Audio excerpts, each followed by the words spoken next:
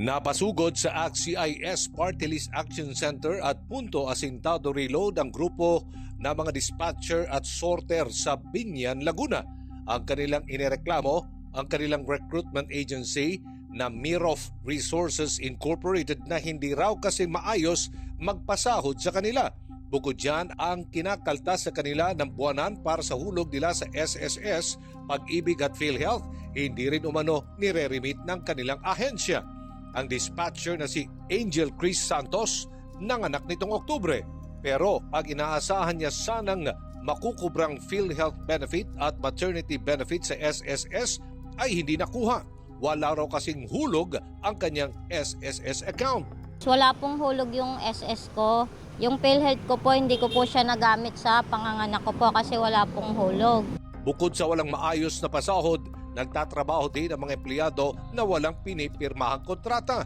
Dahilan upang mangamba sila sa estado ng kanilang pagiging empleyado, lalo na't may balibalitang tatanggalin na ang division nila sa warehouse ng kanilang pinapasukan.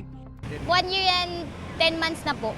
Na-hire po ako doon, wala po man lang akong pinirmahan na kahit anong kontrata. Dagdag pa ng mga empleyado, hindi din daw makatarungan ang pagbibigay ng 13th month pay ng ahensya. Sobrang baba daw kasi nito at hindi ang kabuoang sahod para sa isang buwan. Para po sa agency namin, sa Mirof, nananawagan po kami. Hindi lang po kami ang nagrereklamo dito, lahat po kami. Sana po mabigyan niyo po ng kasagutan yung aming mga hinaing. Dahil po, isa rin po kaming may pamilya na katulad nyo na umaasa lang din po sa amin. Agad namang kinontak ng Punto Asintado Reload Team ang tanggapan ng Mirof Resources Inc. sa Santa Rosa, Laguna. Tumanggi muna silang humarap sa kamera pero pangako ng pamunuan ng ahensya, aayusin at bibigyan tugon nila agad ang mga problemang idinulog ng kanilang mga trabahante. Development dyan by Aljo Bayan ay nagkakabayaran na raw, ibinibigay na ng Mirof agency yung kanilang 13-month pay. At babayaran na rin daw yung mga SS PhilHealth nila at Pag-ibig. Dapat lang kinaltas-kaltas nyo yan eh. Pagkatapos hindi nyo babayad, pwede kayong kasuhan dyan ng estapa. Oh. Di ba ka may kaso na ito, Kong? Meron na ito. Ha? Meron na kaso kahit na binayaran niyo yan. Nandiyan na ba tiga Mirof? Kung wala, yung ating reporter doon sa field. At siya yung ikang testigo doon. Binabayaran na raw po yung mga nagreklamo na yan. Salamat naman Mirof, pero hindi rin salamat.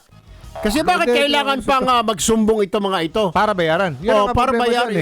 Huwag kong ganoon. Kayong mga kumpanya, kailangan pa bang isumbong kayo, ireklamo kayo bago kayo kumilos? May delay na eh. Oh, Diyos ko po. May delay na. May breach na eh. Teka, sapin natin sino ba yung tao natin doon? Sino to?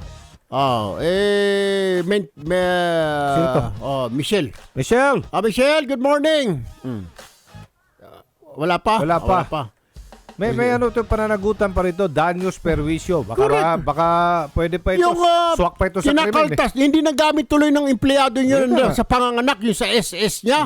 Dahil kulang pala yung hulog ninyo. Saan nyo dinadala yung kinakaltas nyo? Di ba? Kung hindi nga lang ito inilapit sa atin, wala mangyari. Action na, ay pusang iring kayo. Sus Mario Josep talaga naman ko. Wag ho ganon. At habang meron mga kagaya ho ninyo, meron din mga kagaya namin ni Bay Aljo dito na talagang babanatan kayo. Wala ho akong pakialam. Wala kaming pakialam. Bayaran ho ninyo yan. Dahil trinabaho ng tao ninyo yan.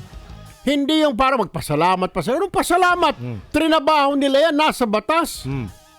May SS na kinakaltas, Pag-ibig, PhilHealth, at dapat ihulog nyo yan sa kanilang kontribusyon. SSS siguro, ay wala tayong oras, sayang, no? Wala na tayong load. Hindi natin makontak yung ating SP. Admin, kriminal, at danyo sibil. Ito. Mario Josep talaga, tandaan nyo lang, may mga ito, babala po sa mga kumpanya na kahalintulad nitong Mirof na ito. Sabagay, nagbayad na. Salamat Mirof at nagbayad na kayo. Pero hindi rin salamat dahil pinagtagal-tagal na ninyo. Tama. Kailangan pa mamasahin ng mga pobre papunta din sa aming opisina. Kung kayo ay kahalintulad na kumpanya, hindi ho ninyo nire-remit yung bayad ng inyong mga kinakaltas nyo sa empleyado, hahabulin ho namin kayo. Tama. At mapapahiya ho kayo, wag nyo nang antayin. Oh. Hindi lang mapapahiya, kakasuhan ho namin din kayo. Tama. So, Tinistapan nyo yung mga kinaltas nyo sa empleyado ninyo. Oh. Yan 13 month na yun, Ipagwin. Batas yan, oy. yun na nga eh. Aba, magbayad kayo, batas ho ang 13 month. Hindi po yan pribilehiyo. Yan ay nasa Karapatan. batas. Whether you like it or not, bayaran mo ng 13 month ang empleyado mo. Ay, kulang kayo sa Ano ito, lessons learned na sa lahat ng mga kumpanya na hanggang ngayon ay hindi pa rin sumusunod sa patakaran o batas. Ariosip kayo talaga. Hindi Kailangan pa namin kayo kayong... talaga uurungan dito. Kailangan pa magsumbong. Kailangan pa ireklamo mga hudas.